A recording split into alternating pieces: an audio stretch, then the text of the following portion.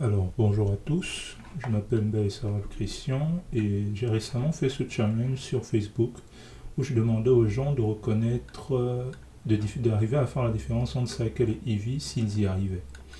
Et beaucoup de gens se sont trompés, comme je m'y attendais. J'ai essayé de faire en sorte que les images matchent le plus possible. Il n'y a pas de Photoshop ou quoi pour induire les gens en erreur. Tout est sorti de Blender purement. Et effectivement, beaucoup de gens se sont trompés. Bon, je vais donner déjà la réponse. Eevee est à gauche, Cycle est à droite. Alors, le premier truc qui a trompé beaucoup de gens, c'est l'espèce de rebond de lumière dans cette partie. Donc ils se sont dit, Eevee gérant mieux les rebonds de lumière, cette image doit être faite sur Eevee. Bon, déjà, non, en fait, le rebond de lumière ici est dû à un add-on qui s'appelle le SSGI add-on. Et il reprend un principe que j'avais expliqué dans une vidéo plus tôt, en fait, que en réalité, on pourrait partir du principe que tout objet est métallique puisque tout objet reflète la lumière. Et donc, partant de ce principe, on peut reproduire l'effet en fait de, on peut reproduire l'effet de, on peut reproduire l'effet de rebond lumineux tout simplement en ajoutant du métallique et en faisant sauter en fait la limite au niveau du screen space. Si on vient en screen en Eevee, vous voyez ici, si je fais sauter le max roughness, je le fais monter à 1 et que je mets la précision par exemple à 750, vous verrez que si je ramène ça par exemple à 0.5, vous voyez, voici en fait ce qui permet de faire fonctionner le, euh, le SSGI add-on. C'est un principe relativement simple. Maintenant, lui, d'ailleurs, je suppose qu'il a rajouté du code, il a rajouté au niveau des matériaux. Parce que l'autre secret, c'est qu'il faut que tous vos matériaux, absolument tous vos matériaux, aient du métallique à l'intérieur. Car ça augmente la réflectivité. Et qu'est-ce que c'est en fait ces rebonds lumineux? C'est simplement la réflexion de ce mur sur cet objet. Et donc ça simule en fait l'effet comme quoi la lumière en fait quitte du point lumineux, frappe sur ce mur, récupère l'information de couleur et apparaît ici. Mais en fait, c'est pas la couleur qui rebondit, c'est simplement la lumière qui est réfléchie sur la surface de l'objet. Vous voyez?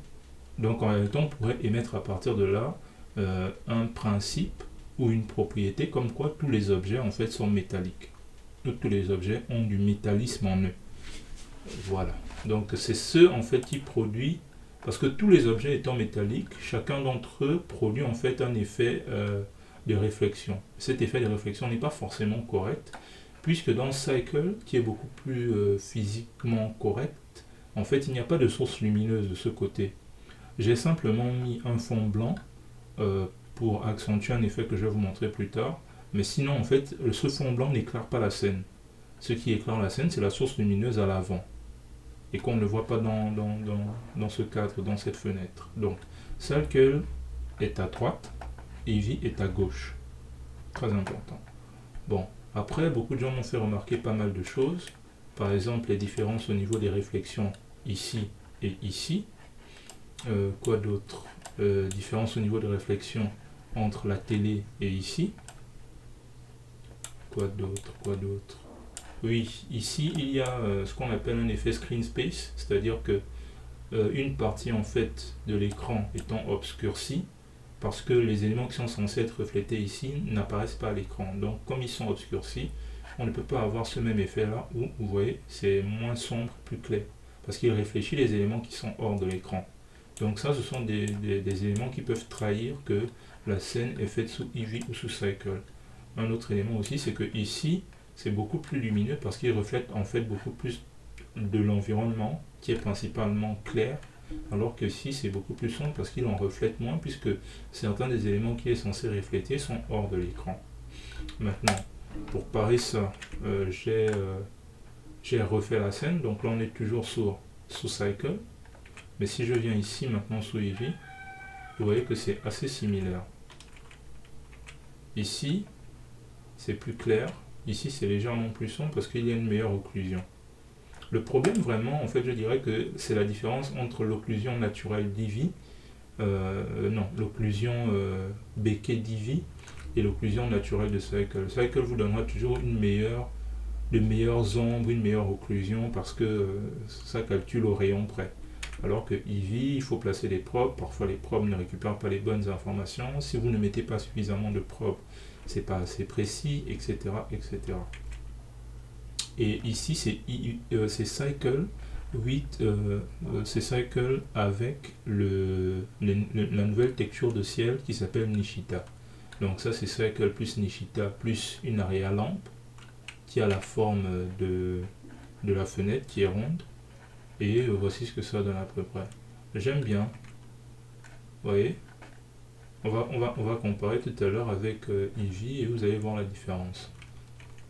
Donc là, c'est Cycle plus Nishita avec une area lampe.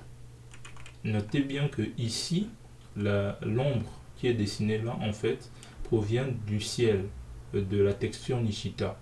Ce n'est pas une area lampe que j'ai placée ici ou quoi que ce soit. Ce n'est pas un soleil non plus. C'est bien la texture de ciel Nishita qui produit en fait cette ombre.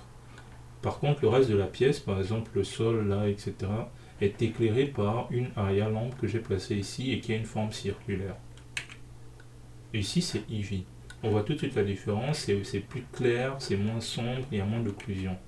Donc Eevee, Eevee, Eevee, Eevee, Eevee, Eevee, Eevee.